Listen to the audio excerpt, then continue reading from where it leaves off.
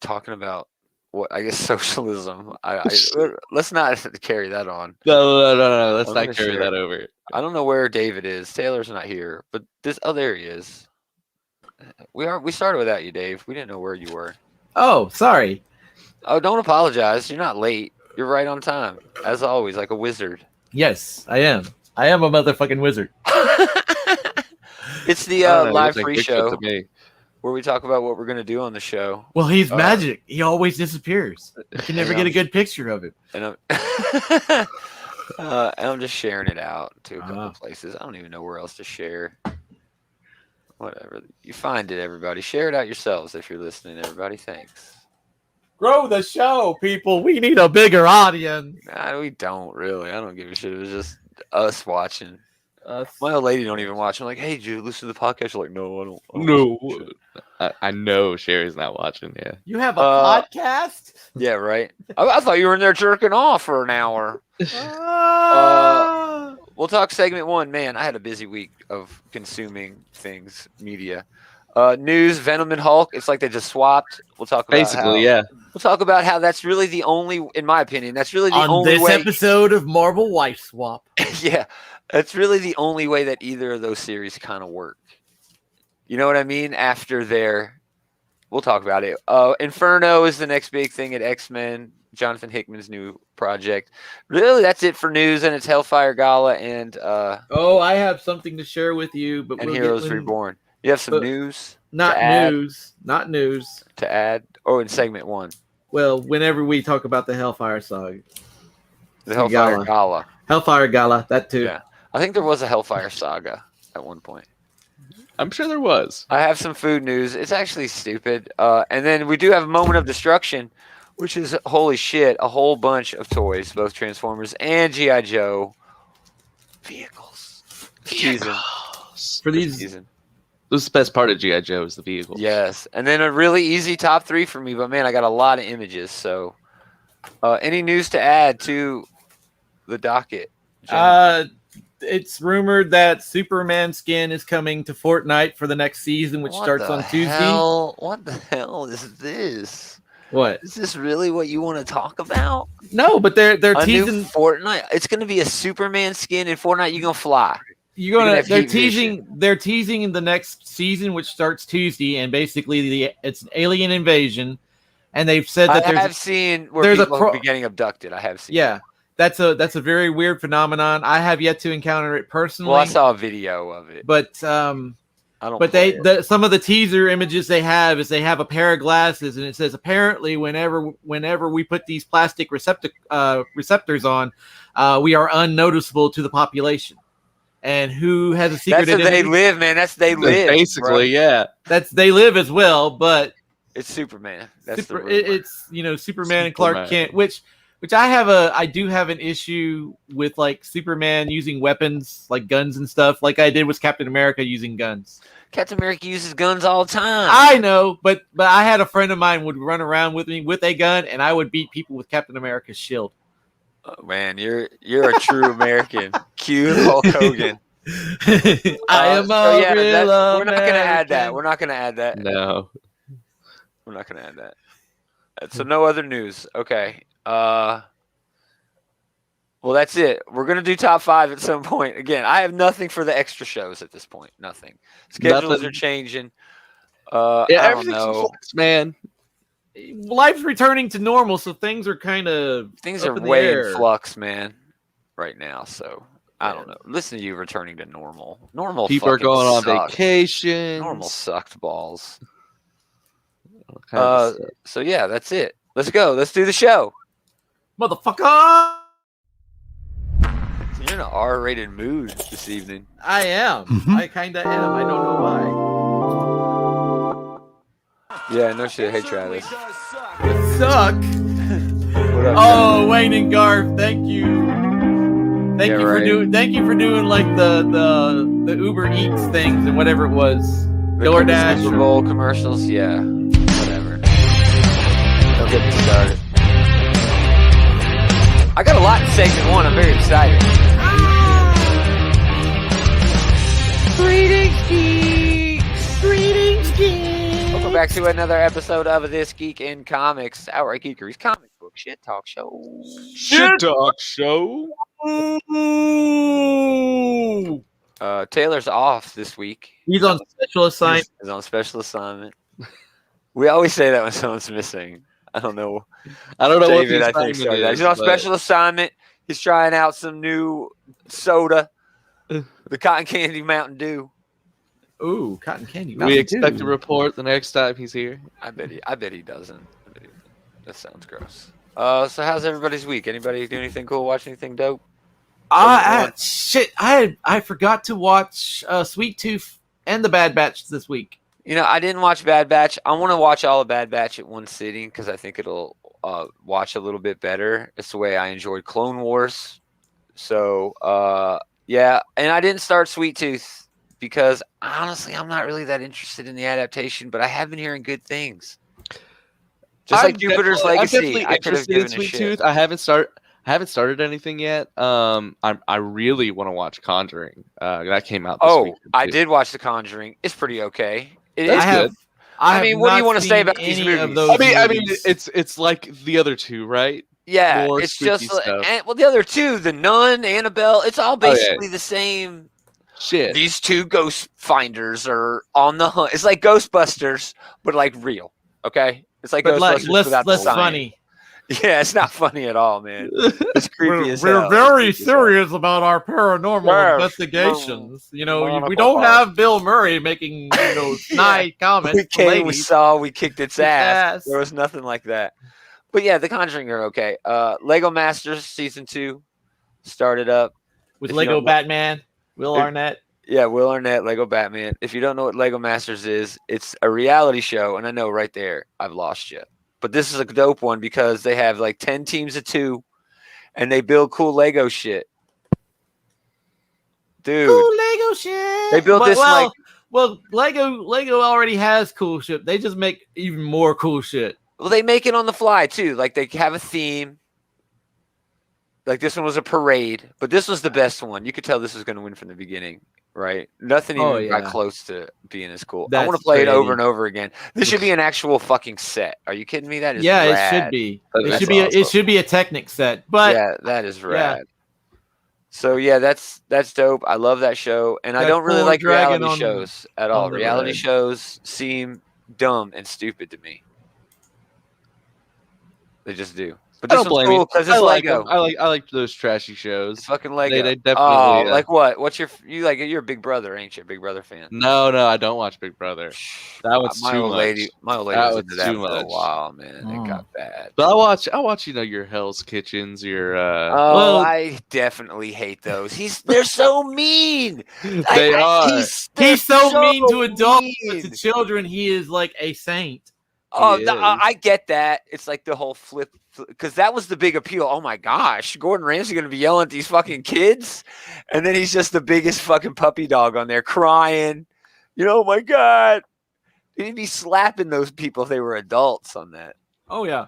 Anyway, Kim's Convenience season 5 dropped, and I watched the whole damn thing because it's such a dope show. Hey, it's that X-Wing pilot from Mandalorian. Yeah, and Shang-Chi. And Shang-Chi.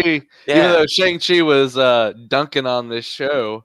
Well, he wasn't dunking on the show. He was dunking on the producers because he's pissed that they're not going to do a season 6 and beyond. He's pissed. Hey, he gets to be in Marvel movies. What is he got big to be pissed deal about? But dude, if you watch the show, I think you would understand. It's just this quaint sort of, dude. It's really kind of Archie Bunker-ish, and I don't date myself. I think because Archie Bunker's like classic. Archie Bunker, but you could not have a character like Archie Bunker nowadays. He's sort of like a woke Archie Bunker. He's an updated, modern, sort of Archie Bunker. Mr. Kim. But it's great. It's about just a family-owned convenience store in Toronto, Canada, and just the people who work there. It's dope. It's a bunch of convenience up there, too. Yeah, you hoser. Fucking Leroy. No, there's no... Man, come on. Those are the stereotypes that the show is trying to break. Okay? But that was Rick Moranis and the other guy. Yeah. Leroy actually over at the Comic Book Bullies turned me on to that show just because Simu Liu is in there from from Shang-Chi, and yeah, the show's dope, man. I really enjoyed it. And finally, Bo Burnham has a new special. Oh, really? He's been That's tearing cool. up. He's been like showing up on my Twitter feeds because they're like, "Hey, you remember Bo Burnham?" And then like they have a picture of a young guy, and then they have a picture that's basically Clancy Brown. Well, it was great. The content, as usual, is just spot on. It's great, but he did this whole thing in his apartment during the lockdown, and it captures like so much of that experience and how everyone was feeling and how everyone was working and living. But it captures it more, like it does capture it through the content, but it also captures it by like the way he was making it, because he was all by himself. You know what I mean? Yeah. It's just this weird sort of cool little special, man. I loved it a lot. So Yeah, I definitely need to check that one out. it's dope. What else? Anybody else watching anything special this week? Like I said, I didn't get to watch anything yet. I've been kind of like distracted a lot lately. Well, from what? What were you doing? Well, one, I've been working extra hours at work, so I've been sleeping later. Boring. And two, just trying to get some things done around the house. You know, while there's nice weather. You're boring, Adam. But I did. I'm boring too. My parents were in town this weekend. So I was hanging out with them. boring. So boring. But I did back 2 Kickstarter campaigns. Oh, cool. For comics? No, miniatures. Oh, cool. Yeah. Well, I can't wait till tomorrow night. Jules has a story that I can't wait to hear. I actually. We already I definitely can't wait to hear this. Just put how I put damn. That was the only comment I made. Hey, I only read like 2 we comments. mentioned They Live earlier. Yeah. That's all I'm going to say. I read like 2 comments where, all right, Jules did something cool. I'm going to wait so I can hear him, because he tells great stories. Because I stop him and we go on tangents, and I love it. Anyway, last bit of segment 1. Oh, this drops Wednesday. Yeah, Loki hype Wednesday. Oh, man, I'm stoked. Early reviews say it's the best of the Marvel shows. Yeah, whatever. They always Has this say guy got utensils sticking out of his helmet? This guy utensils? on my right? Dude. Yeah. He does, yes. Yeah, he's got a fork. That is a fork. I think that's a steak knife. So who knows? We don't know what's going on with the show. It involves time traveling and alternate realities and Loki causing mischief around. And then they're going to drop him right off where he jumped out of the time stream. I don't know what's going to happen, but I'm stoked. It's going to be good. There you go, Loki. I know if Taylor was here, he would want to mention Loki, so we mentioned Loki. Shut up, Taylor. He should be listening. I mean, just because he's on vacation doesn't mean he's on a special assignment. All right, let's do the news. And now here's Goma with the news. I need to cut that up. I keep saying that. All right, biggest news is not a lot of news this week. There just wasn't a lot of comic news, and it was all at Marvel. If we're missing something, let us know if you want us to talk about something that happened, because, I mean, usually there's a lot more goings on.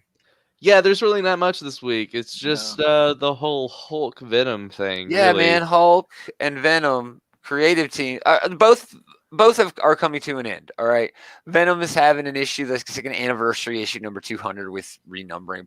Who cares? Lame. Yeah, but they just came off this huge event, King in Black, which was Donny Cates' entire run of Venom.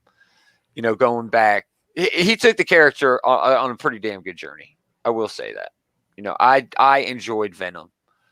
King in Black was okay, but on the other hand, we have Al Ewing, who took us on with Joe Bennett, along with Joe Bennett. I should bring up Ryan Stegman in terms of Venom as well. But Al Ewing, this is really all about the writers, took us on this amazing journey for Hulk. I mean, revolutionizing the character, I think, defining the character in a new way. This is a character-defining run that Al Ewing just had on the Hulk. Yeah, it's going to rank up there with and the same Peter thing. David. The same thing with Donny Cates and Venom. That was a character-defining run.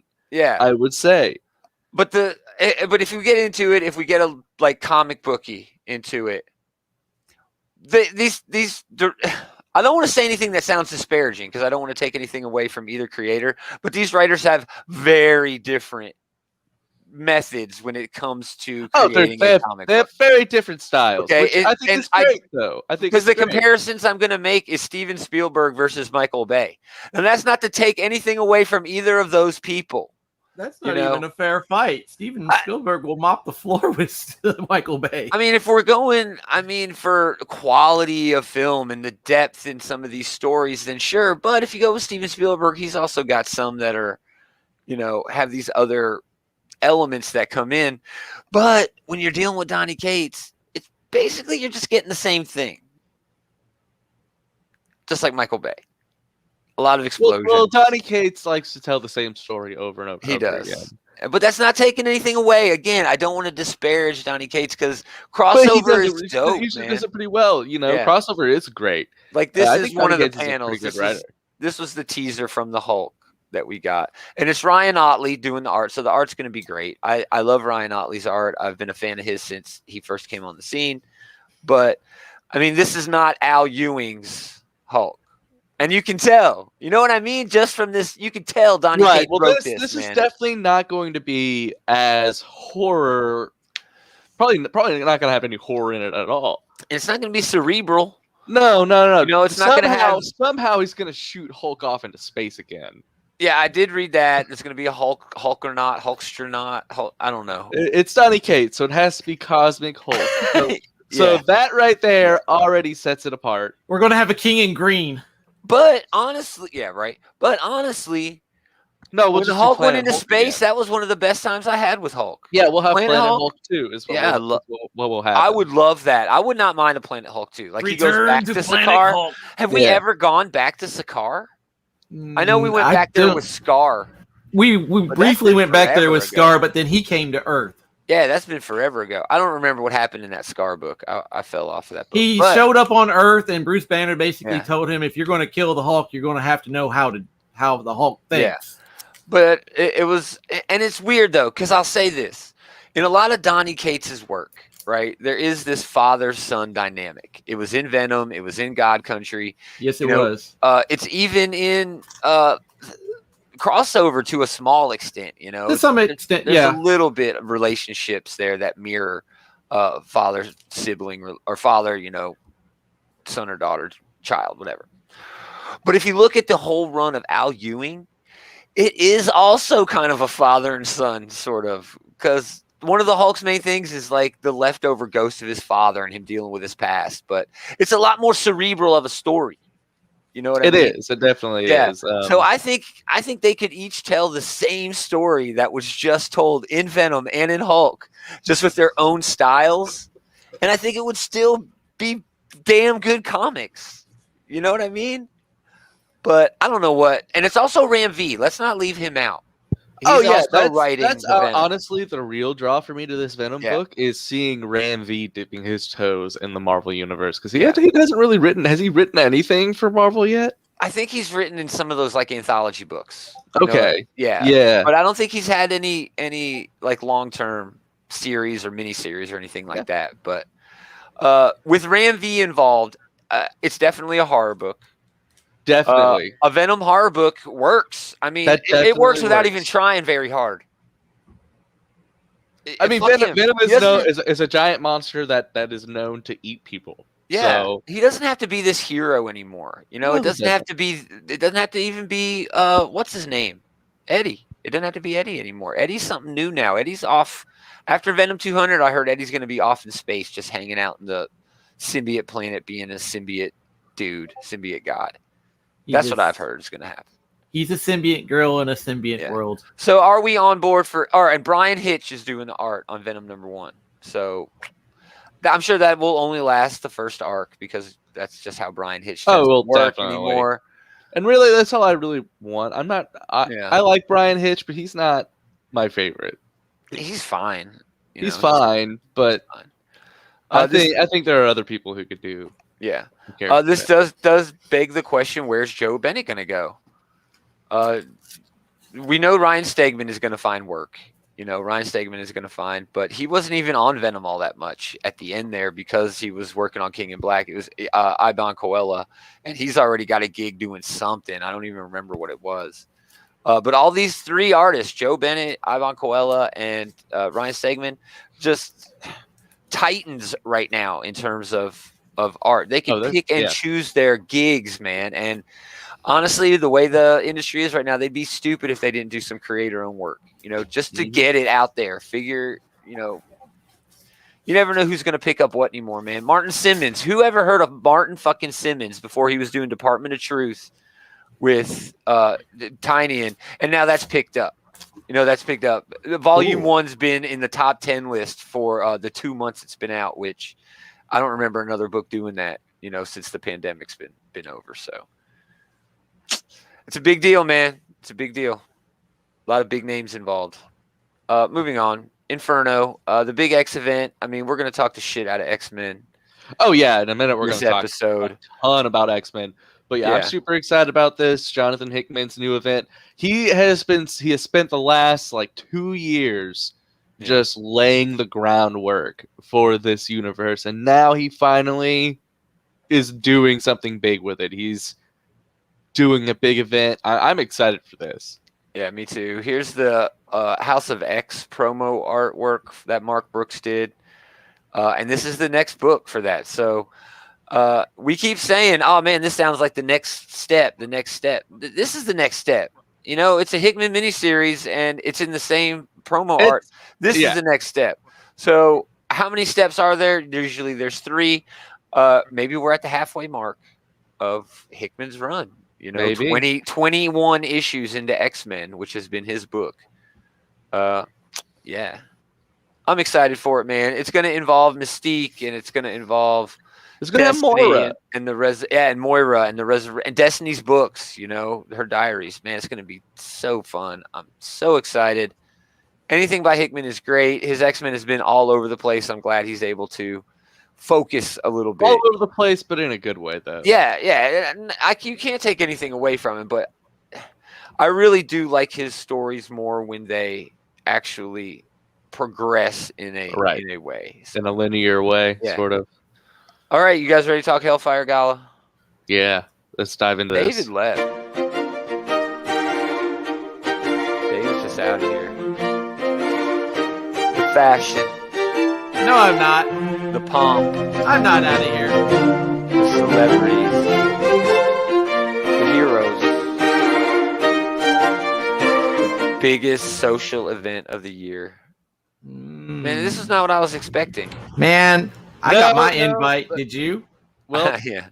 Just like Ten of Swords, Hickman kind of has done it again. This is not the event that we were kind of expecting. This was a lot, I don't know, lighter than I expected it to be, I guess. I only read Marauders. So let me get into that, because I think it looks like that's all you need to read. And from the way it's like Rashomon, it's like there's one main story that's going on in Marauders. And even though Marauders doesn't tell you everything that's going on, in this case, X-Force and Hellions basically told their own story while also borrowing and elaborating on bits from Marauders number 21. Well, what this feels like this feels like Heroes Reborn that's going on right now. In a way. Sure. You get the main book and then the 2 books that come out, with it, just that also those tie-in books that come out with it, they just kind of fill in the world a little bit that the first issue told you about. Well, so the red ones are definitely the main, the tentpole books. Yeah, the key books to pick up if you want to know the main events that are going on. Yeah. Okay. But yeah, there was reading Marauders. There did seem kind of be like a jumping around in the story. But it was like a party. It was almost like you were mingling around the party.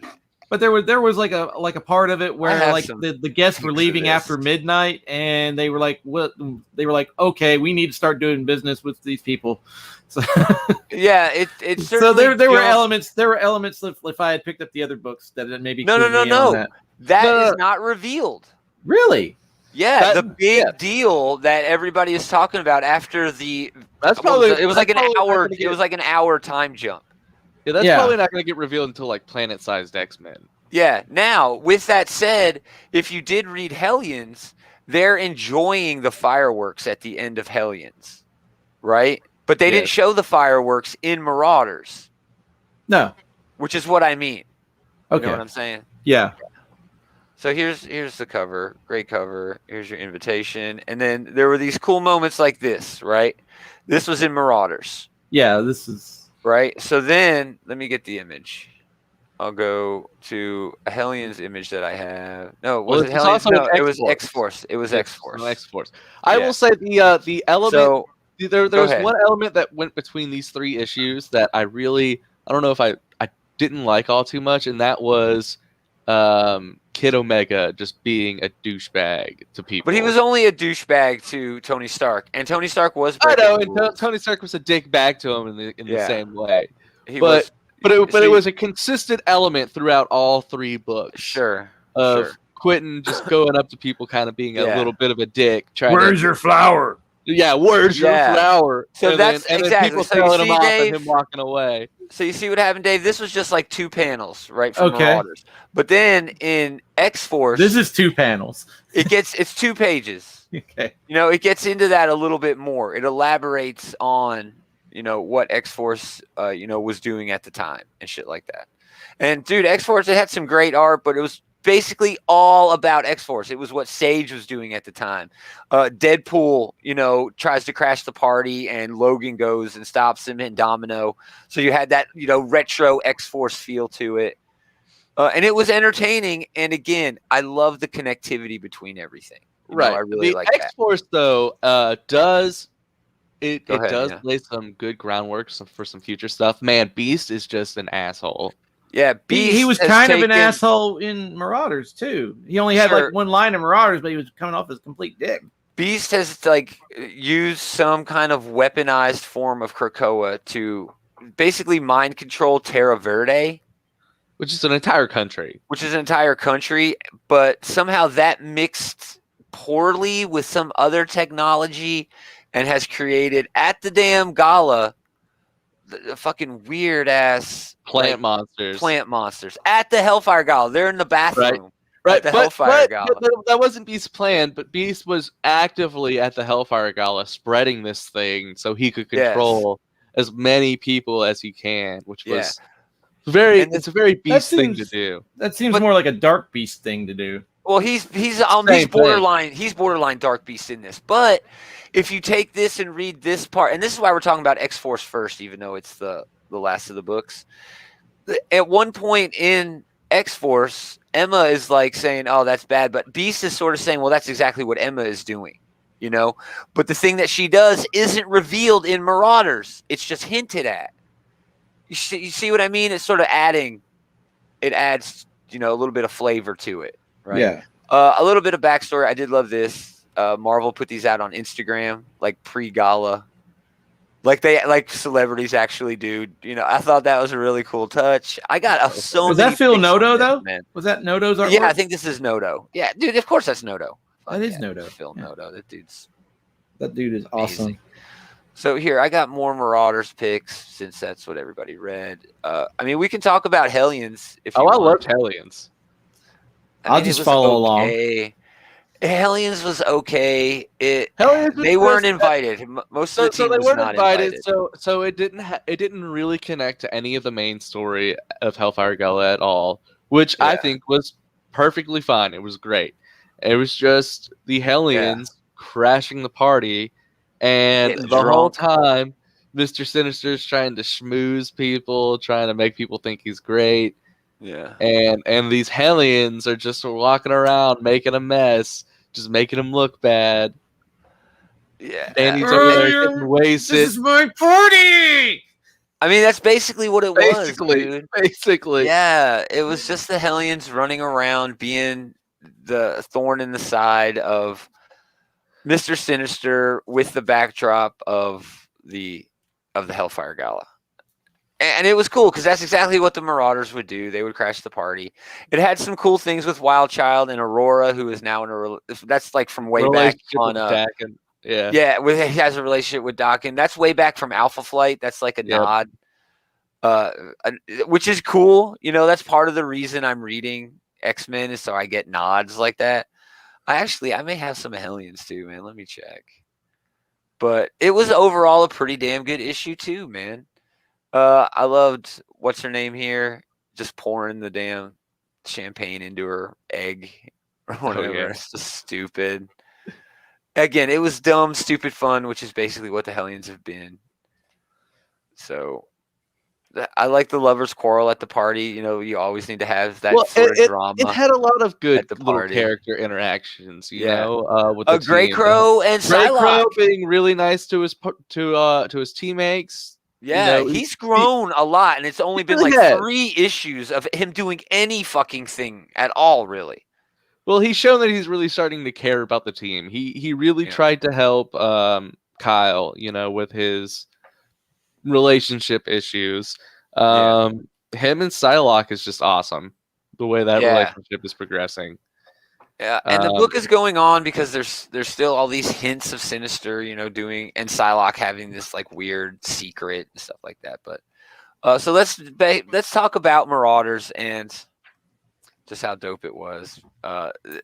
They lean in hard to the whole, hey, you're at a mutant thing now, and they use their powers to like have this concert that's in. Man, you know what this was? What I thought of? It was crazy, dude. You know what this was? This was in Beetlejuice, where they're at the party. And all of a sudden they start controlling their bodies and they do the whole song and dance. Exactly Harry Belafonte. Yeah. Okay. Yeah. Okay. I can see that. I love that. That's exactly what it was. Like Iceman thing, Aim Commander, which I didn't even think was a thing anymore. Aim King or whoever the fuck he is. And I think that's Bishop and Fire, whatever his name is. Well, Aim King, that Aim guy was a Hickman creation, so of course he's going to show up in one of these things eventually. Yeah.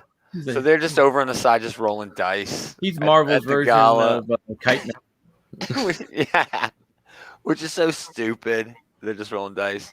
I got this because like Doom and Captain America, and this is Run the Jewels behind them, like actual celebrities.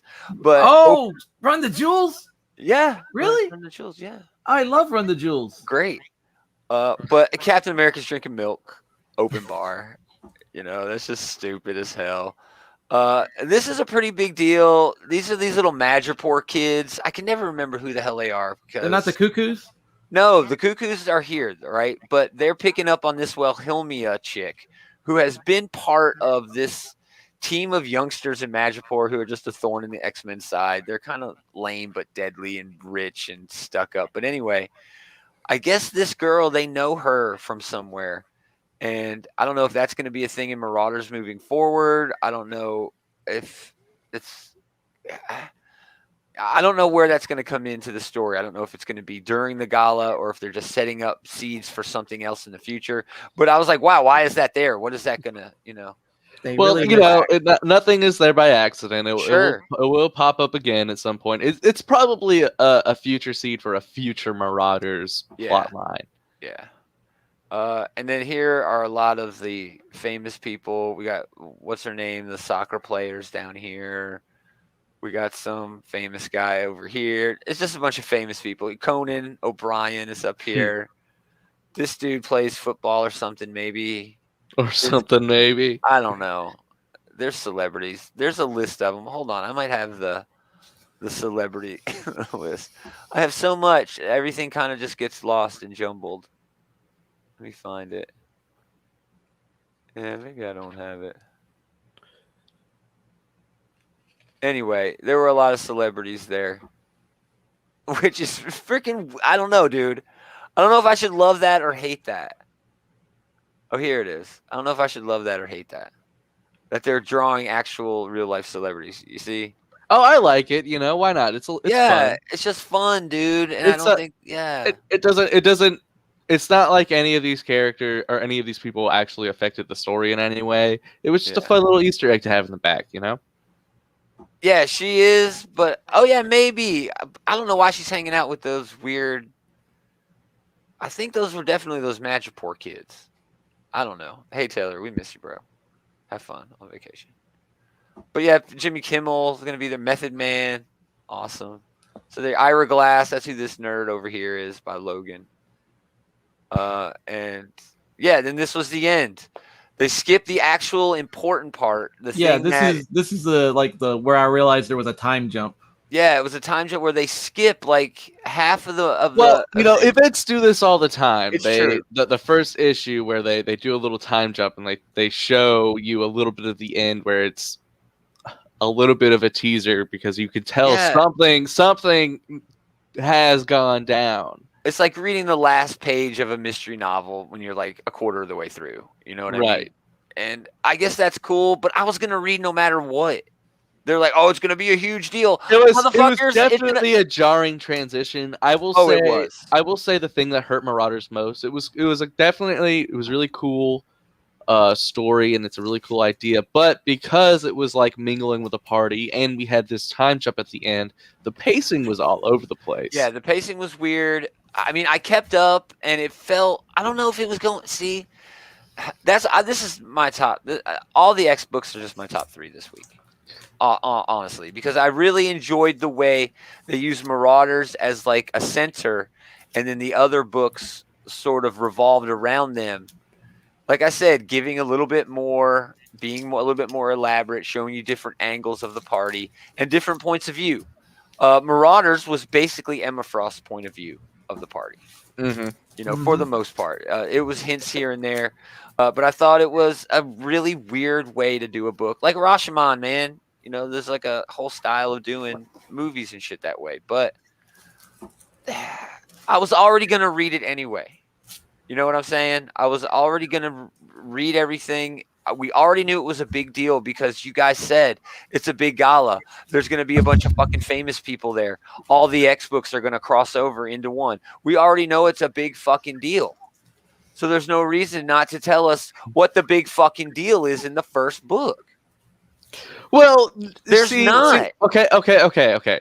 There is definitely a reason to not tell you what the big deal is in the first book because they want you to read all of the books. But I'm going to read them anyway. But they should not have teased the end like that. That on that page just should not have been there. That's what I'm talking about in the context of the way what you're saying is they should have just told you everything in the first issue. No. And that's not what they should have done. They just should not have put that final page tease on there.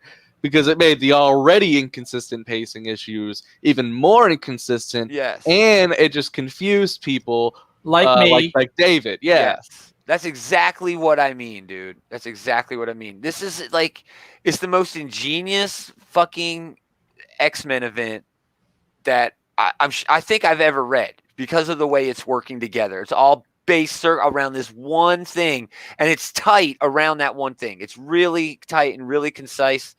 The way Hellions and X-Force tied together in this, it was entertaining on its own, but also worked so well together with the main book. And that's more than you could want in any event. You're not alienating anybody, but you're rewarding people who are jumping all in. That's good.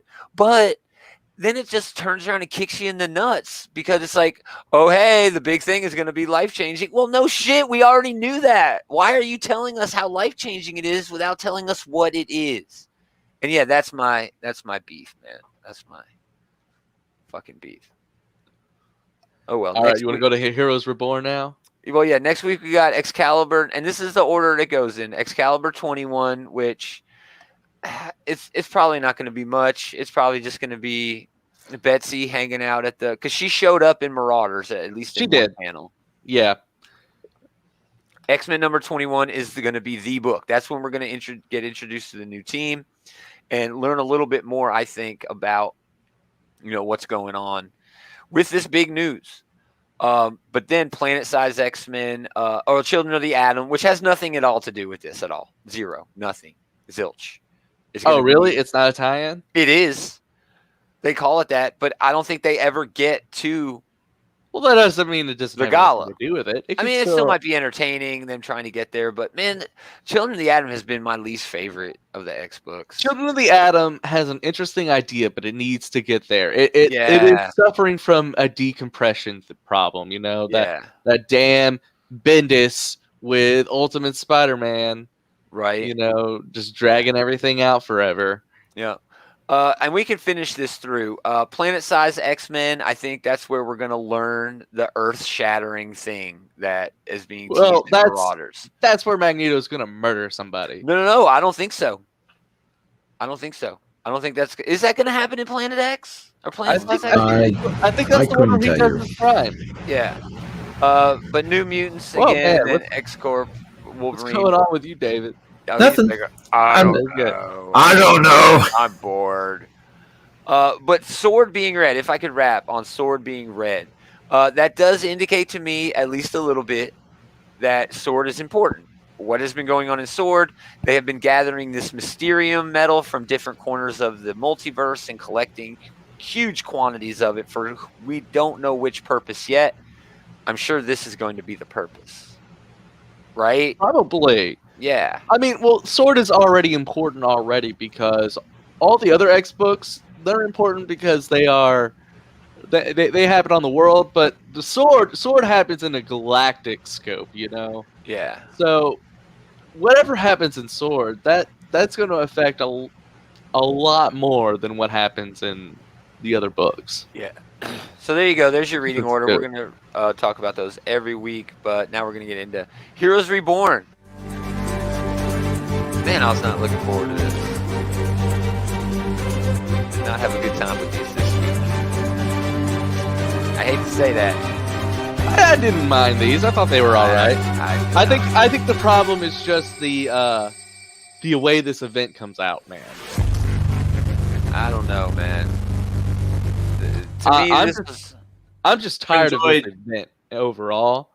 I enjoyed this issue more than I did last week's issue. Go ahead, David. You start. Heroes Reborn number 5. Heroes Reborn number 5 basically is Nighthawk going into Ravencroft, just like Batman would go into Arkham. Exactly. It is a Batman story in the Marvel universe, essentially.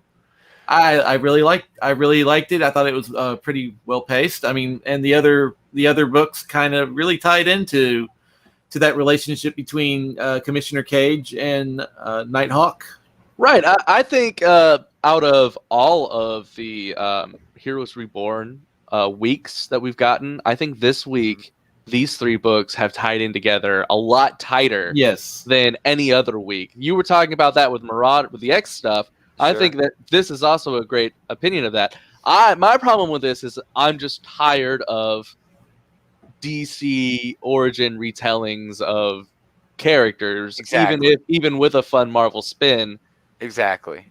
I didn't need to see any of the shit that they showed. That's just the problem with this idea of this event in the first place, though. But no, not really, because in just about every other way, that they've used these comparisons to the DC universe, they've done it in a way where they just sort of said, no, this is how it happened. In this, they showed you, like you said, I'm surprised we didn't see the fucking Richmonds die in front of a movie theater in this. This was so far removed from the genius that Jason Aaron has been doing by being a pastiche, sort of not an homage and not a parody, but somewhere in the middle. I don't know. This is still a pastiche. Which is smart. This just became a fucking ripoff, dude. This is the worst week. I don't know. I think you're going too far on that. I think the whole thing. If you're going, look at that. That's fucking Batman. It is exactly. But if you look at the Hyperion issue, it's fucking Superman. I know. If you look at the Dr. Spectrum issue, it's fucking Green Lantern. I don't see what you're. Because they went into so much of the details of who this character is by just telling us who this character is. They didn't do it by letting us make the connections by being. I'm just saying the other ones were, hey John, hey Hoosh, thanks for hanging out. I just think that this was not as smart in its delivery of those concepts as the previous books were. I thought this one was, I think the term is, this one was a little bit too on the nose when it came to being a parody of Batman. I just think it was. I don't think it was as smart as the other one. Been on the nose. Yes. What? This whole event has been on the I know. That's why it's so hard for me to explain. But in terms of the quality of all of these Heroes Reborn issues taken, as a group, I'm still going to stand by this has been the worst week for Heroes Reborn. It just, I didn't care for it, dude. I don't know. Dude, I got nothing from the American Knights book. Nothing. It was dumb. It was stupid. Daredevil not blind in this? The Saint not blind? Why? I mean, or is he blind because it's blind faith in Mephisto? I don't think that holds much water, but that's the only thing I had to peer into my brain to figure out some way. I don't know. I thought it was a fun story. I liked Luke Cage as the commissioner. I thought that was fun. I don't know, man. I had an issue this week with this. My weird thing about it was why did all of these people who live in New York City, why did they move to Washington D.C. all of a sudden? Yeah. Right. That was my big thing with the book. Right. But other than that, man, I think you're just being really hard on these books this week for some reason. I think Double Action was fantastic. Double Action. Yes, Double Action was a great of the bunch. A great throwback to a retro old style like Silver Age, Golden Age, but more Silver Age than Golden Age. Oh, 100%. It was without a doubt my favorite one, but just because of those reasons, just because it leaned hard into the idea to the point where it was throwback, but everything about it was throwback. Well, the whole thing about this event is it's been trying to be like throwback issues, like aping itself as throwback comics, even with reader pages and stuff like that in the back. Yeah. Or fake reader letters and stuff. Oh, I love that. One of them was from Jason Aaron. Yeah. One of the letters in this issue. Oh, it was so cool. It was freaking dope. But yeah, besides that, man, I don't know. Because we've been talking about this series as a thing that is smarter than what it is appearing to be in terms of it. I don't know about that. You guys might have been talking about that. I know Taylor and I have. I mean, it's definitely... This issue didn't carry that.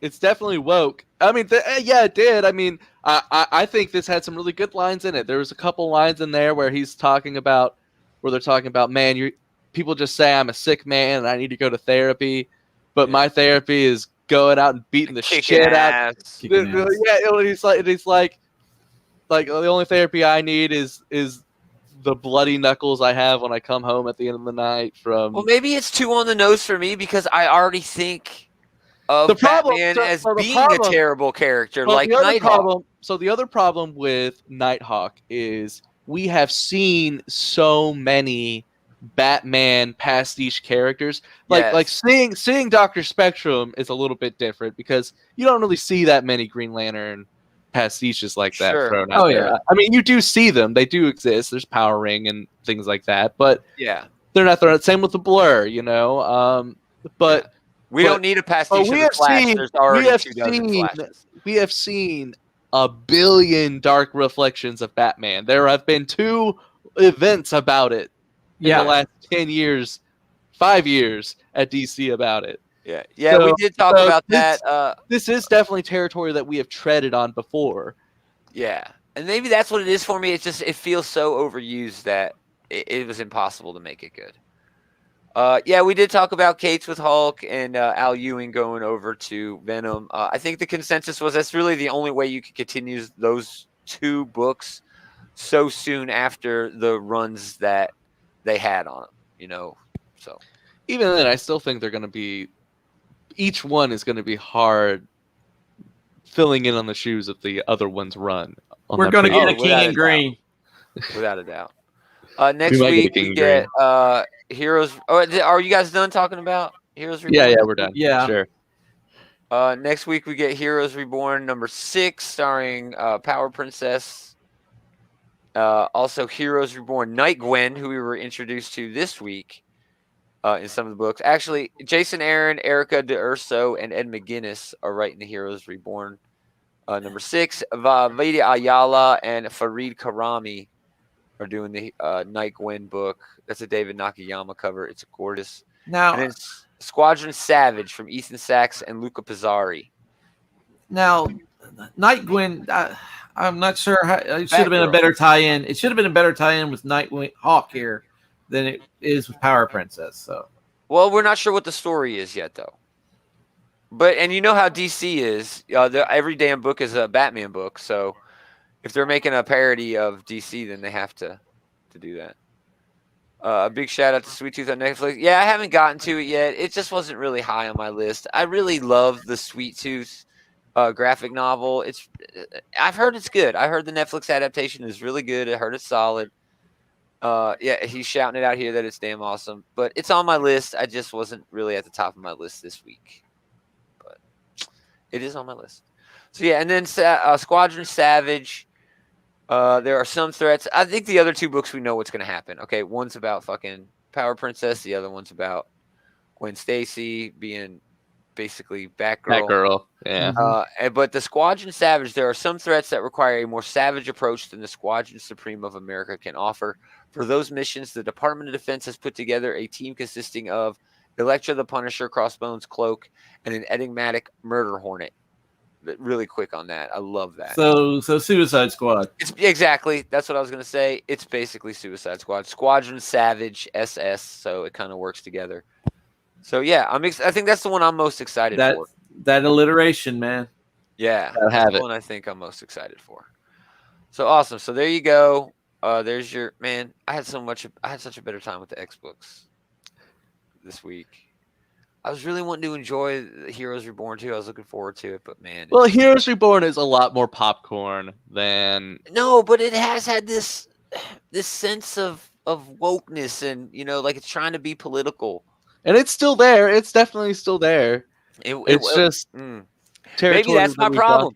Maybe Batman has been like examined so hard. There is like no new angle on Batman. Yeah, he's a circle. He's a circle now. We've seen it all. But all right, let's get into food. Yummy. I guess I'll play this video clip. There's no audio, so we'll just talk about it as it's going. I'm not even sure if I have any. I think I have a picture of this.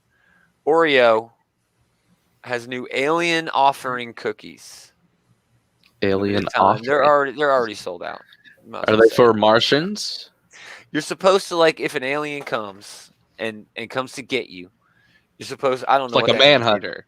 I don't know. Maybe a manhunter. Maybe a Cybertronian. I don't want to. I don't want to hurt anybody's feelings. Crop circles. What is the big picture with those spoofs? Yeah, I don't know. There's one though. There's got to be. But yeah, Oreo's coming. So here they are. Oh no, I gotta wait for the video to quit. There it is. So once it's done, it'll just pop that picture up.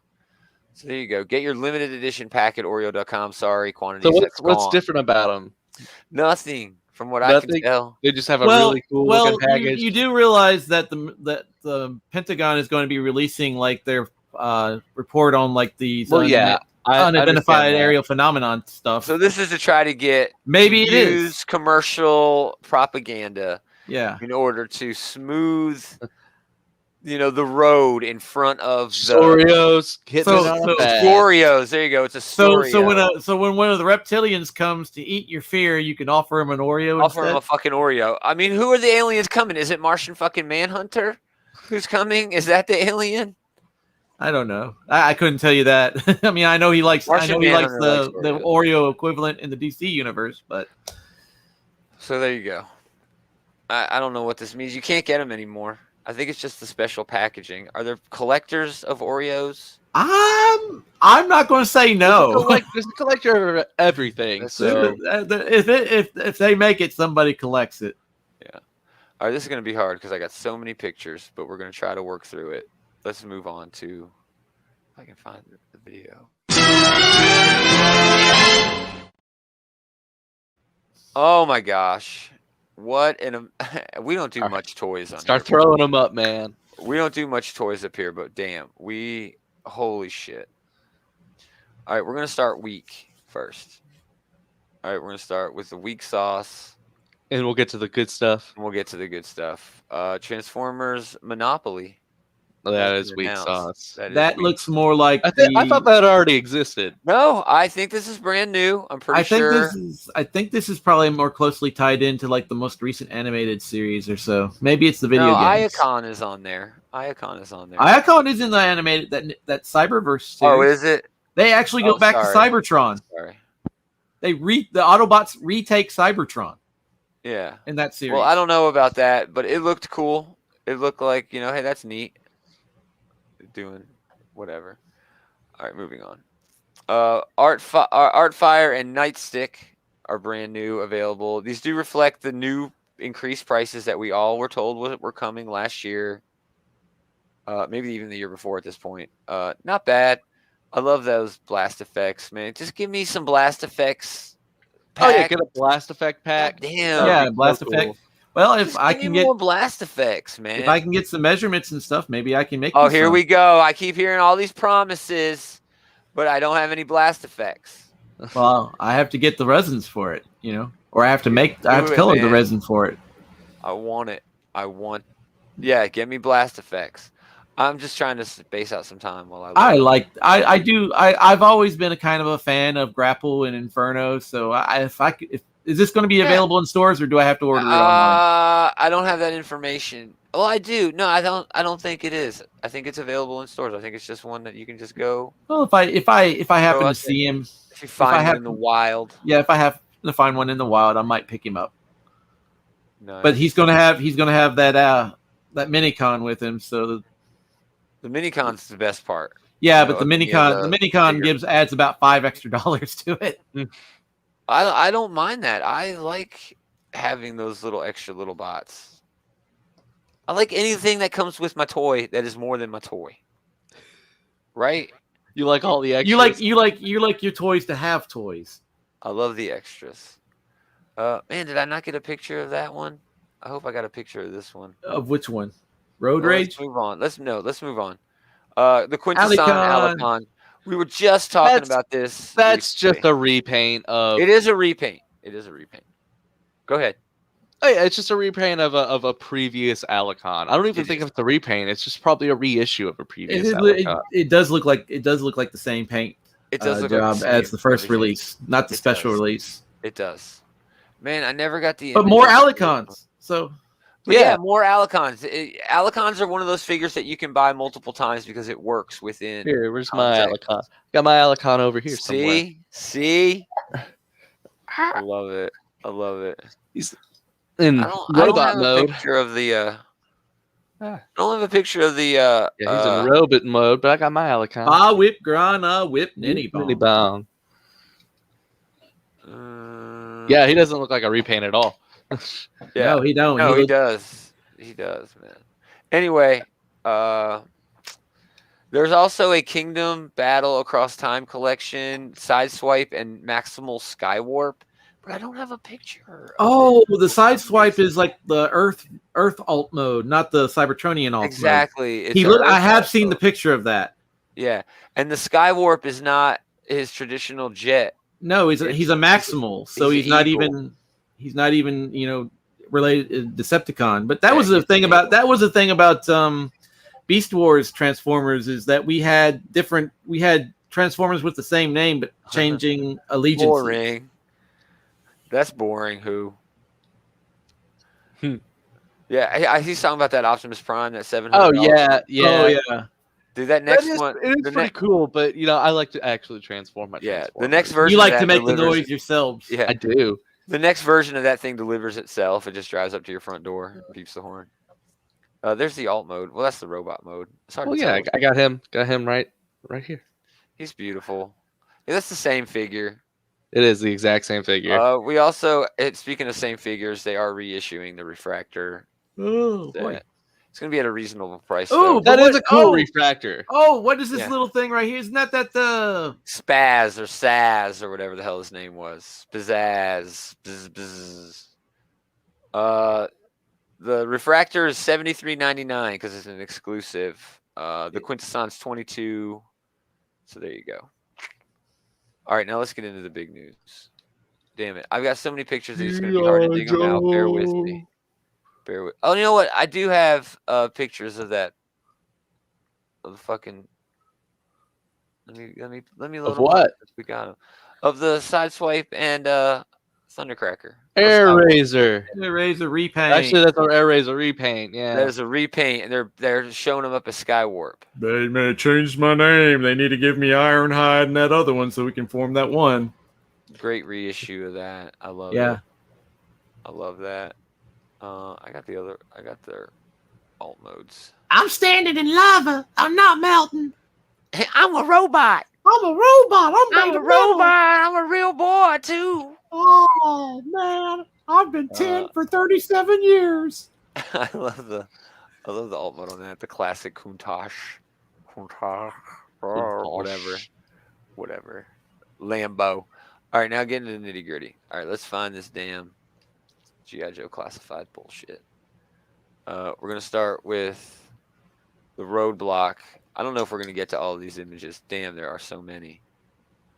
But there he is. Who wants a body massage? I like all these action poses with explosions in the background. It's so dumb, dude. It's so ridiculous.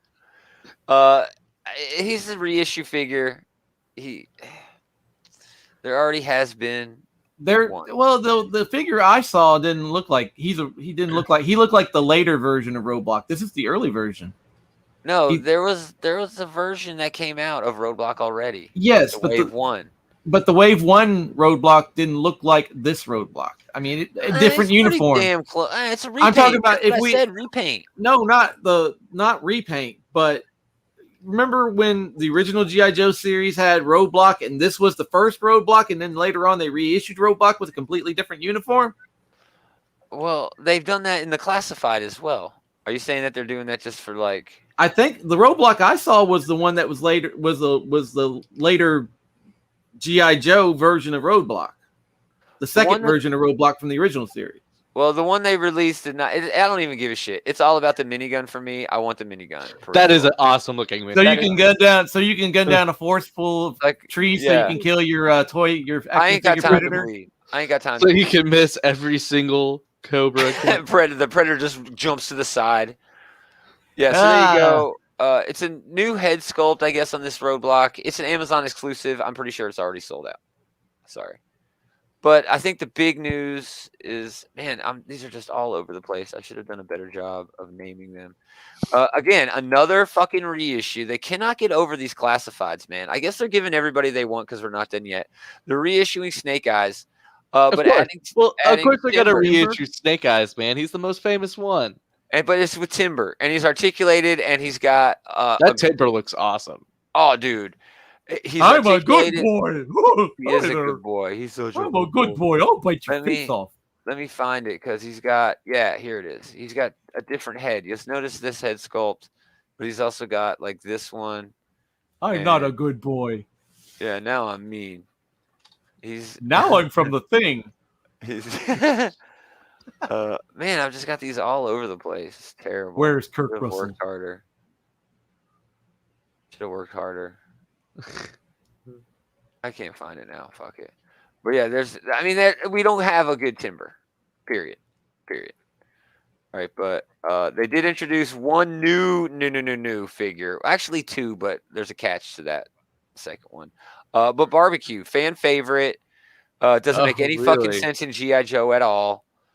He's basically a firefighter. That's all he does is he puts out fires. He's a firefighter with tactical gear from Boston. It was, dude. It's so fucking weird. It was so weird, dude. But he's got a really cool outfit. He's got cool peripherals. You know, he comes with an axe. You know what I mean? 2 axes, actually. But really, he just fires foam at you. And again, his helmet doesn't come off. With military advancements today, there is foam that is like super slippery, so he could just be like, "I've got a different mix now. Let's have a slip and slide." Al Qaeda slipping on the ground. That's our big defense against terrorism. They slipping. Well, it's more like crowd control for riots and. Oh yeah, exactly. It's for all that work we do in underdeveloped countries. But hey, whatever. Wherever you can get a gig. Banana plantations. Yeah, wherever you can get a gig. But man, that is not all. This is probably the biggest news. The Breaker action figure with the Ram cycle. Yeah. Oh man. And that looks like a detachable minigun. As a matter of fact, that looks like Roblox minigun. It is a detachable minigun. It actually does look like the same sculpt on that minigun. Just a different paint on it. We do have some better images. Man, look at Breaker looking I like hot. that pose. I like that. I like that pose myself Breaker too. looking hot up there. Hey, let's go to Sturgis. I'm pretty sure they didn't have a Breaker. And this is Cobra Island Breaker, so it's probably going to be Target. Yeah, it's Target fucking exclusive, just like the barbecue Target Island, which is fucking horseshit. Anyway, hopefully eventually they'll have, reissues of these that are not exclusives. Anyway, this kind of sucks for Breaker. Breaker was always a character who came with cool gear too. His backpack was unique in the Generation 1 stuff because he was a communications guy. It had a big long antenna on it. It was a rad, peripheral to have. It sucks that he's sort of getting clumped together with the Ram cycle, but the Ram cycle itself is. But hey, at least you get a cool cycle. The Ram cycle, dope. Now seeing this, I want one of those Cobra battle suits for Cobra troopers. Oh, dude, those were lame. Come on. I like them. A G.I. Joe classified lame suit, what they call it, like the boa or some shit. But they also did tease this. Probably waiting for a summer convention or maybe at this point a fall convention. There's no real telling, where these convention, people are going to end up doing things. But man, that's fat, dude. That is. I love it. That looks like it's big enough that it could be like a remote control one. It doesn't look like the figures would fit. So I don't know if this is a classified truck, vehicle, or if it's going to be for their classics. It looks too big for classic though, but it looks too small for these classified figures. Yeah, I don't know, man. I don't know. I'm stoked though. So showing off the motorcycle was great. I really want that. The Baroness had one too. Remember the Baroness in the classified had one, but man, you couldn't find it any fucking place, dude. But Target. Now, oh man, shut up. I hate Target. You live closer to a Target than I do. Dude, they're always sold out.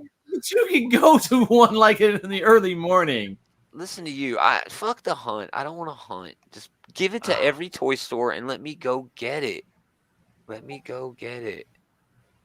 Anyway, so there you go. Man, it was a great week for toys, for Instruments of Destruction. No comics. No comics. There probably won't be comics for another. I think the annual comes out next week. TF Annual, Transformers. Oh, annual. Really? Yeah, which is cool because they're at like that point where they're jumping forward. Well, it's the they're hunting down that Titan. Yeah, that actually did something that one time instead of just crash and murder a bunch of people. Yeah. So yeah, actually, we'll talk about all the books on tomorrow night's show, but tonight we're talking about last week's book.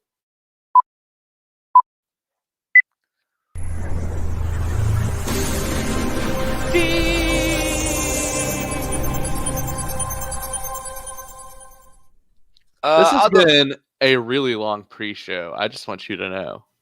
Oh, yeah, I know, right? Oh, did I never do the intro, the official intro? No, it's been pre-show in the bottom the whole time. Oh, dude, damn. Come on, man. Why don't you help me out here? You should have. Damn. I am. I'm helping you right now. 3-0's Hulkbuster armor. Yeah, that just dropped. The Hulkbuster armor is great because it's almost like two figures in one. It comes with a Tony Stark Iron Man in his regular suit, and then you drop him into the Hulkbuster. Oh, that does sound really cool. It's like $1,000 though or something. It's incredibly expensive. And it comes with 2 different hand designs, like so 4 hands total, but that's it. Nothing else, It's posable though, which is nice. But yeah, good eye on that. I love that figure. My top 3 this week is real easy. I'll go first. Honorable mentions: The Nice House on the Lake, #1 by James Tynion. It's a good introduction. Great creative team to the premise. Has the same creative team as Justice League Dark, that last volume of that. So Alvaro Martinez Bueno. Yeah, great art. Yeah, so not bad at all. Basically, a bunch of people are chosen by this guy, and the world ends, and then they're living together in a nice house on the lake. Iron Fist, Heart of the Dragon, Larry Hama, David Wachter wraps up the series. Really weird ending. Danny Rand isn't Iron Fist anymore. Yeah, it was a really weird ending. This is also an honorable mention for me. They kind of wrote off Iron Fist, as a character, which is really weird. But like Danny Rand's still alive and he's still kicking around as like Iron Fist, but he doesn't have the power of Iron Fist anymore. Yeah, and he was kind of okay with it. Yeah. It was weird. At one point, they murdered the little girl's pet, hoping that everything works out okay. I had a problem with them murdering the pet off panel. I don't know. I don't know either. It's like killing a dog on panel. I don't know, man. You know? It's almost more like, oh my gosh, if they don't show it, you know. Final honorable mention, Noctera #4, Scott Snyder, Tony S. Daniels. Still a pretty damn good book. The art's great. Story's progressing pretty well. The pacing's actually kind of fast, you know, considering everything. But my top 3 X books in no particular order are all the X books that dropped this week. X Factor, Hellions, and Marauders. I just love what they're doing with the Hellfire Gala. I think it's a cool... I'm really into X-Men. I've always really been into X-Men. X-Men have always been kind of boring. Everyone imagines the X-Men as these heroes going on these space adventures and doing all this crazy action. And sure, it's always been that. But I think the strength of the X-Men has always been their relationship with the rest of the world. And the mutants' relationship with the rest of the world. That's always been at the heart of the storytelling. And the Hellfire Gala is the center of that right now. And the way they're doing it with few books being at the center, the core of everything, and the other books revolving around them, touching on them, being tangent to them, and in some cases, you know, developing the things that are happening in the main book even more. It's really well done. It's just a whole lot of fun. I'm really enjoying it. So yeah, that's my top 3. So Adam, honorable mentions. All right, honorable mentions. So Iron Fist, Heart of the Dragon, #6. Weird ending, but still definitely. I'm glad that I picked up that miniseries. I'm glad it was a mini. I don't think I would have kept going on if it was an ongoing. But I'd be good with another mini, and again, not an ongoing. I would be good with another mini at some point in the future. Yeah. I hope this opens up Larry Hama to do more at Marvel again. Oh, definitely, because this was definitely a success. This was a success. I had a lot of fun reading this, and you should pick it up. It's probably going to be one of the cheaper trade paperbacks. Probably. Yeah. And David Wachter's already got a gig. He's already working on something else at Marvel. I don't remember what it was, but I remember seeing his name in the previews. Marvel Double Action #1. It was the best out of the Heroes Reborn this week. I love that throwback style. Dan Jurgens' art. Yeah. Real fun. Yeah. Really good. Cool. Green Lantern #3. It wasn't the story that I thought it was going to be. Is it not Star Trek? Not really. So they get over there and they're about to do their Star Trek-y stuff, but at the end of the last issue, the battery exploded, and so when the central battery explodes, that means there's no more like Green Lantern power. Juice. So they get over there to this other side of the universe, and they're out there, and right when they get out there, they run out of gas. Yeah, and so they're kind of like stranded. They're just like stranded out in this other universe. So it's really weird. But then the backup is Joe, the Lantern from Far Sector. Yes. Being a detective, trying to figure out why the battery exploded. Oh, cool. While at the same time dealing with the Teen Lantern girl. So, you know, it's not going where I thought it was going, but it's still all right. It's still I'm still sticking with it. My number 3, or my other 2 honorable mentions, real quick, would be Marauders and Hellions. Nice. Yeah. My number 3 is X-Force, #20. That was my favorite one out of the 3 X books. I just like the character interactions in it. I like Deadpool showing up. He was fun. Deadpool's kind of interesting in contrast to the X-Men because he definitely has an interesting status quo with the whole X. Yeah, and it's a unique status quo for Deadpool. But he also runs an island. He does. That everybody sort of hates the idea that he's running an island, which filled with misfits that he kind of protects. Yeah, I kind of wish they would touch on that a little bit more. Those comparisons. And he had the final quote in this issue too, which I thought was interesting. I want you in me. I want to be in you, X-Force. I want to be in you. So I could definitely see him showing up sooner rather than later as an ongoing member in X-Force. I really like this page here. Yeah, that was kind of like Where's Waldo? You look through and see everybody. He's over there by the gate. Yeah, and they're all on point. Like She-Hulk's over here kind of pissed off because I think Thor's over here talking to some girls. You know what I mean? It's there's stories going on as the party's happening, which is really exactly. Fun. And then the big thing for me here is just Beast continuing to be just terrible, a fascist, terrible person. He has from the very beginning of this entire X-Force run, he has just kind of been stepping over the edge a little bit, and he is definitely crossing lines, taking over an entire nation, mind controlling them.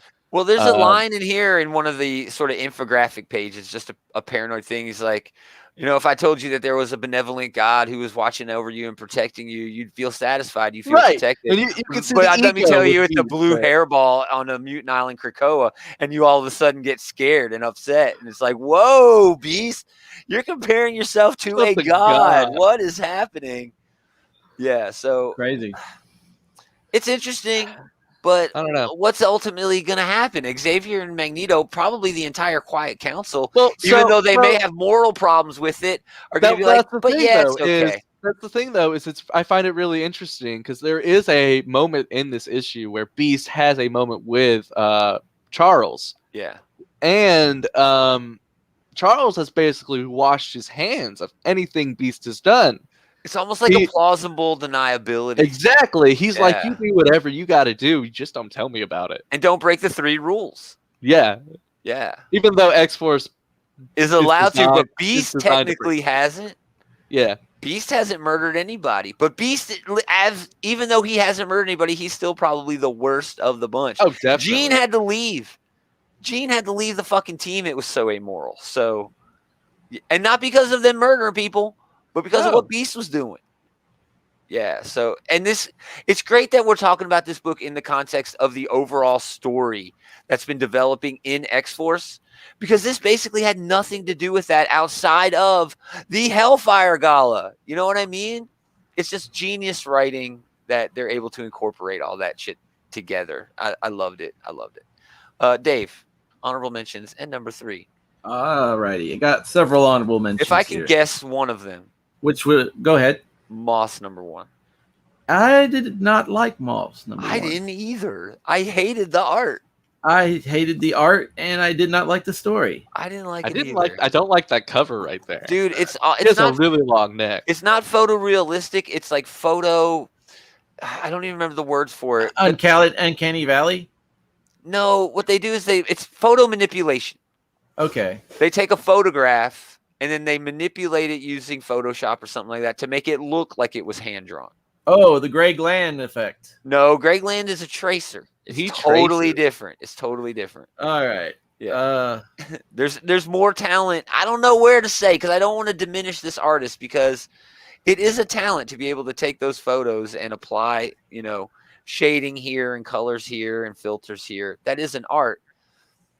So is Greg Land's tracing. If I defend Greg Land, I gotta defend the artist on Moss. Okay. Michael Choi, Mike Choi. Yeah. All right, go ahead. Sorry. All right. I've got several honorable mentions, so I'll just go through them real quick. Out of Body. We have Out of Body number 1. We essentially have the Ghost Whisperer trying to help souls go to the other side. We have, and then we have these guys that apparently can use magic who are trying to get a human soul. So those paths are going to cross. I think our main character is a man who is in a vegetative state physically, but mentally he's very active. And now he is at the point where he's ready to cross over because the woman he was having an affair with has just decided that she is going to kill him. And that pretty much ends up where the book is. Yeah. Tankers number 2, time travel shenanigans. Apparently, the oil corporation was able to build some kind of device to protect Texas from the time anomaly. Of course. The whole state of Texas is the only thing that remains of humankind. Wow. The dinosaurs have evolved 65 million years more, and they're not dinosaurs anymore. They're pterosaurs, like terror. Oh, nice. So they're kind of smarter. They're like raptors. They're smarter, raptors. And the different species are working together. But basically, the tankers have a new assignment to go back in time and stop themselves from doing what they just did in issue 1. They just did. So there's some more time travel shenanigans on the way. I need to read this. I remember you talking about issue 1, dude. I need to jump on this. I need to what's the publisher for Tankers? Bad Idea. Oh, see, that's why I haven't read Tankers. I can't get Bad Idea books because you got to be in a club, monocle polish and fancy forks, multiple size. And you guys show up when the comic shop opens. That's up a chilled fork. That's your salad fork. Deal with this that. Is your seafood fork. You don't eat seafood with your hand. Do you have more honorable mentions? I do actually. I've got a few. Noctera number 4. Dope. It was good. Kind of progresses the story a little more, but compared to the previous 3 issues, not a whole lot happens here. I thought it was good. It was good. It was up. The last 3 issues have been really good, really stellar. I think books. It's keeping the pacing. This was a bit more filler. Yeah, it was just telling you like the relationship between Vic and her brother M. It wanted to use finding that guy as the cliffhanger, and it did. And there were basically some parallels between apparently when they were kids after the big dark happened. I love the parallels that Snyder is writing there. Go ahead. I'm sorry. There were parallels to the main character and her younger brother when they were young to the story that is happening now after the apocalypse. So it works for me in that way. But there's a big reveal at the end of it, so I'm not going to spoil that. I know what it is. Yes, you do. Swamp Thing number 4. I like Swamp Thing. Yeah, I'll talk about that one later. This one is cool. Basically, Levi is being taught by Alex Holland, the ghost of Alex Holland, I think, or some memory of Alex Holland, on how to connect with the Green to fight the contagion. Yeah, Alec. Well, Adam's probably got that on his list, so. And then the last book is Basilisk number 1. I didn't like it. I'm not sure exactly what's going on. Are they vampires? Apocalyptic? Yeah. Is it apocalypse? Are they? These 5 people show up in a town, and basically one of these people in the group touches somebody and basically vaporizes them. But then there's like a kidnapping, and I don't know who those people are. Okay, the woman doing the kidnapping is mad because these 5 people did something to her family, and that wasn't the person she kidnapped. Wasn't one of those 5 people. She just knows them or something. No, she's associated with them somehow. She left their group or something. This is a Colin Bunn thing. But it's just okay. But the character, the one character that's going to help out this lady who kidnapped her is basically got the same powers as like a basilisk from D&D. Yeah. She can kind of kill people with just gazing at them. I liked it. I thought it was pretty good. A basilisk. Nobody really knows what a basilisk looks like because very few people live to tell the tale. That's right. My number 3. My number 3 is going to be Marauders 21. Normally I don't read a lot of X-Men books, but this one actually I found it to be rather entertaining.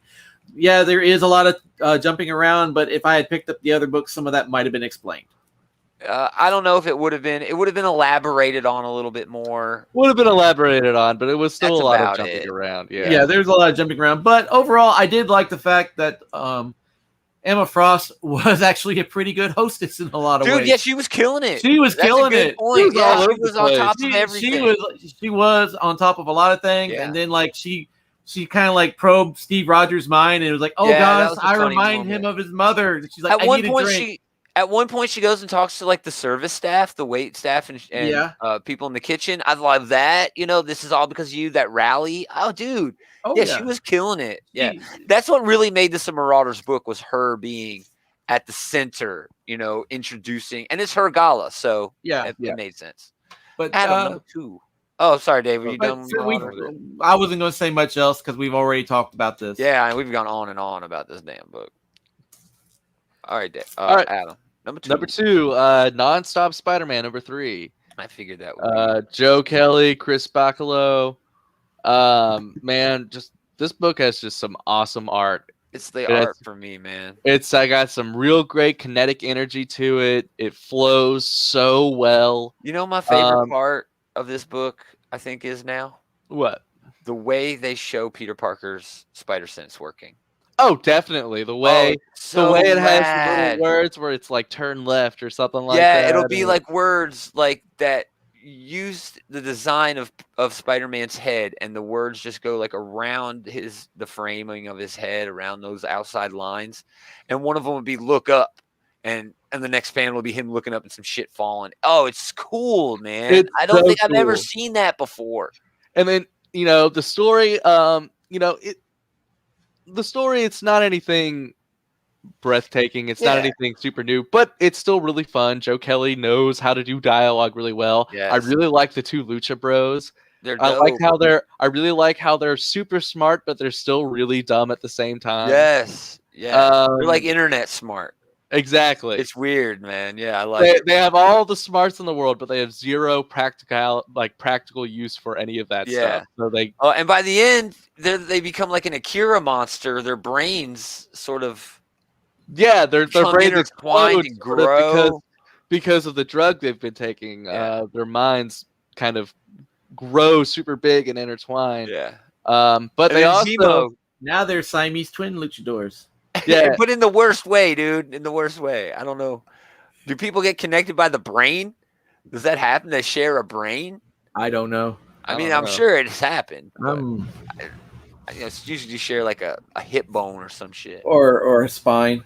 Yeah, but Zemo shows up at the end, so finally those backups from the first 2 issues are catching up to this main story. Yeah. I wonder if this is going to go more than like 5 or 6 issues. I don't know. This might just end up being sort of a mini, which I wouldn't hate it if it was, because I am having a lot of fun with it right now, but it does not mean anything to the overall Spider-Man thing. I think continuity. I think they should still do it with Joe Kelly, but get a different artist. Not that Chris Bacalo is bad, but that's what it should be. This should be the art book. You should just rotate great artists throughout, and have that artist make it speedy. Marvel used to do that. Make it fast and kinetic. Marvel used to have specific art books for their characters. Yeah. There was a Wolverine art book for a long time, a Hulk art book for a whole long time. Yeah. I guess we know what Adam's number 1 is. Dave. All right.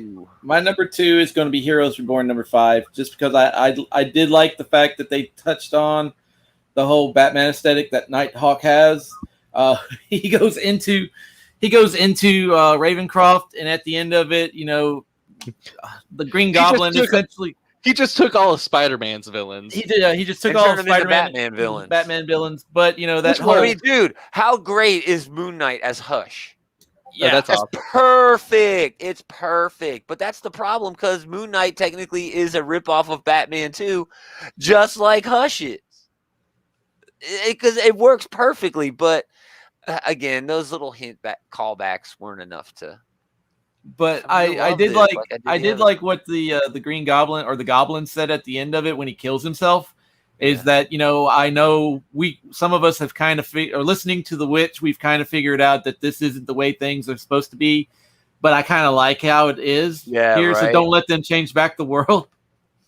And that last scene was very reminiscent of when the Joker kills himself in The Dark Knight Returns. It's true. Yeah. Good choice. Number 1, Adam, Swamp Thing. Number 1, David said it earlier in one of his honorable mentions. Swamp Thing number 4. I'm just really digging the art in this. Perkins, I don't know his first name. Mike Perkins. He's killing it on the art in this book. In this issue, Swamp Thing, Levi, the new Swamp Thing, he's still exploring the green a little bit. He gets the guided tour from the Ghost of Alec Holland. Oh wow! Well, that's where they left off in the last. I didn't read this issue, but that's kind of where they left off. He gets the guided tour from the Ghost of Alec Holland. It has some really cool splash pages with Mike Perkins. And there was a lot of old basically they just copied artwork from the previous Swamp Thing series and just interspersed it in these memories of the green. It was a really cool splash page. Yeah, fun. Swamp Thing and the good Poison Ivy. That's weird. Team up to fight. Well, I think one's Ivy and one's Poison. One's Ivy and one's Poison. Teams up with weird. Ivy. So weird. To fight one of those big, huge green Hulk things. The big swamp guys. To get his power to get out of the green or whatever, and then he ends up confronting Floronic Man. The Floronic Man. Oh, cool. Yeah, because the Floronic Man. Basically, Levi has dragged his therapist to the green / girlfriend, sort of. Oh, and she kind of ends up with the Floronic Man being her tour guide. Oh, well, they weren't showing that in the last issue, were they? They were a little bit. They kind of alluded to that where he finds her, and then he's like, "I'll take you. You humans don't come to the green often. You shouldn't be here, so I'll be your guide." And but it basically ends with Swamp Thing confronting the Floronic Man. They don't fight or anything, but he gets Jennifer back, and they go back to the real world. But before they leave, Swamp Thing is basically just like, "You leave us the fuck alone, Floronic Man. You don't come back ever again." And then in the end, the Suicide Squad gets called. So that's the fun. Yeah. So it's gonna be Swamp Thing versus Suicide Squad, but. I'm really digging the art in this. Is the main thing. I love Mike Perkins' interpretation of the green. It had that really cool splash page with using the old Swamp Thing artwork from before, and it still has that cool little horror vibe to it. So the artwork works very well for the horror aesthetic. Nice. Well, David, you're wrapping it. Alrighty, this bitch. Okay, this one actually kind of surprised me this week. The Nice House on the Lake. I knew number 1. Yeah, I got it up and ready for you. Oh wow, man! That's a great team, man.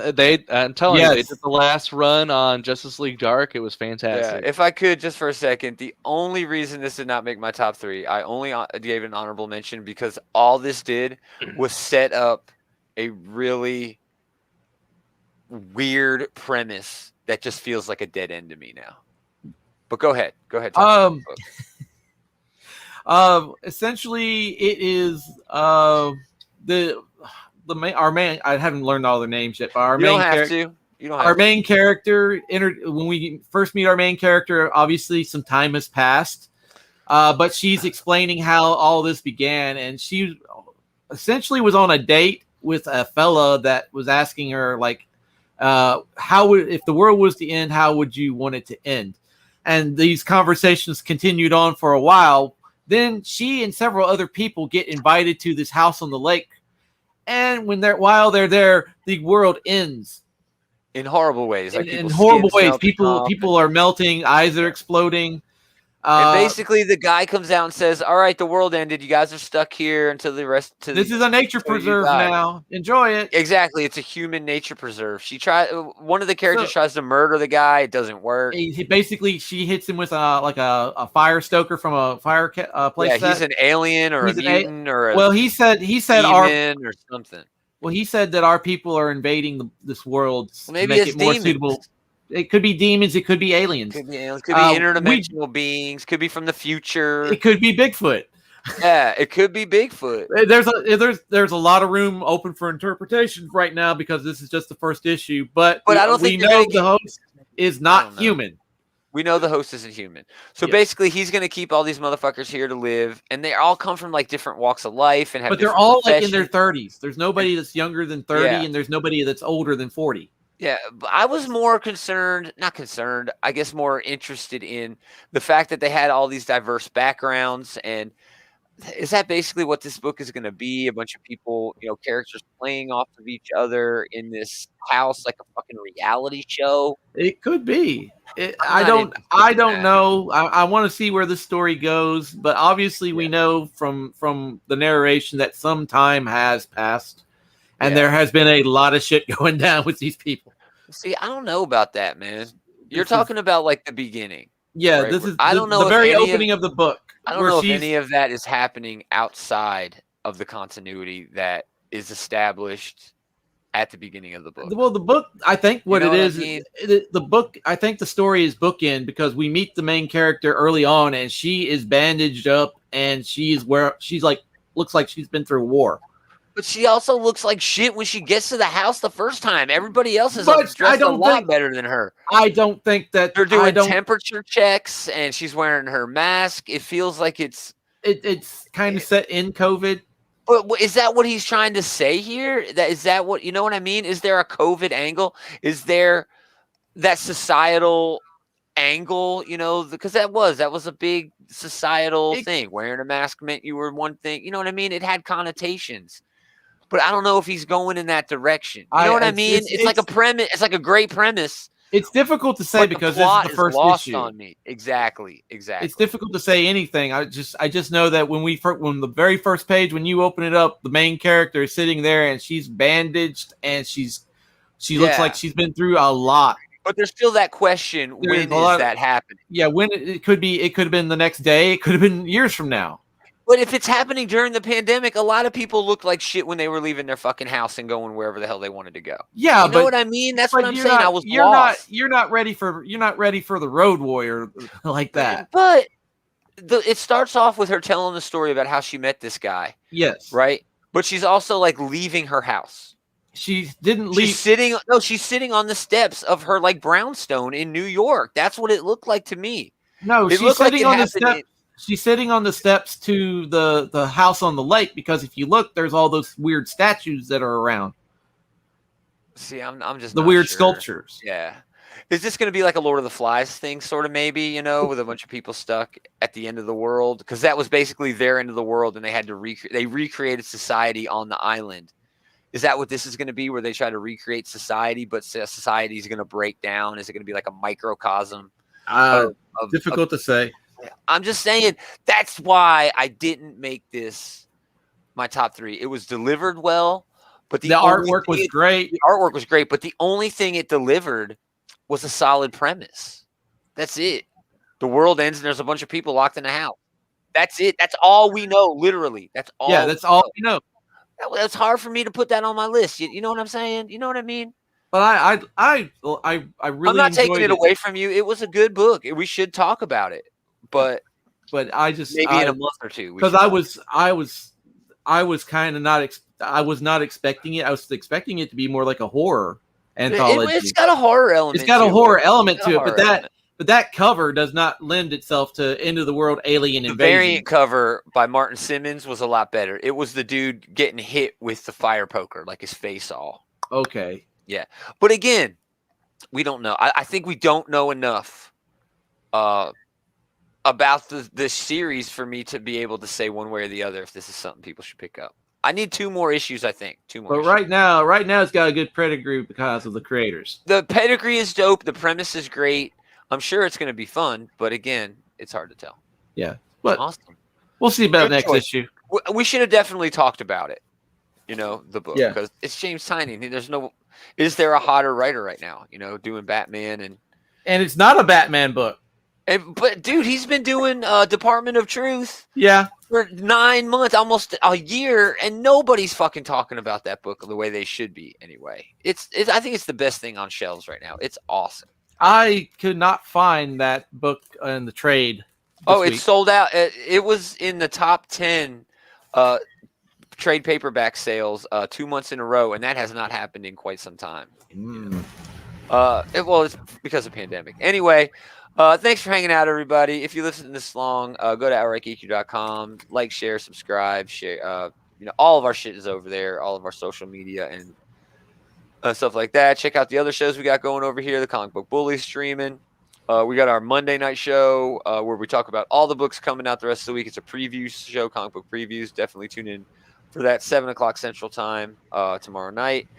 All kinds of shows planned, depending on schedules. It's hard. Everyone's got different shit going on, but we will have a top 5. What is the top 5 comic book characters? Comic book teams, events. Isn't it? Events. Oh, it's events. Jeez, I don't even remember. I don't even remember. We need Taylor. I think it's going to be top 5 comic book events. We're going to do that eventually, so just keep coming back. Big Willie's got shit all week long. It's fucking awesome. So thanks again for listening, but most of all, thanks to these jokers for hanging out with this joker. You're welcome. We're going to do it again.